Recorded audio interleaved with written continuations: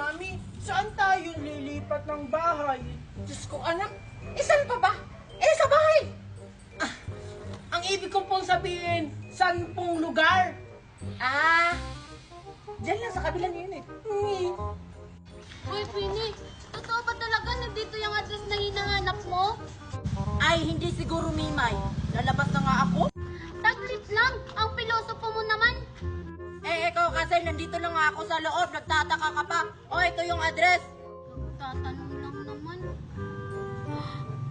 Totoo nga.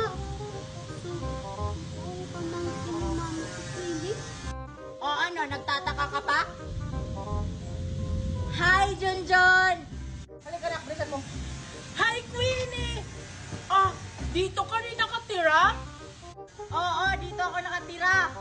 Kapal naman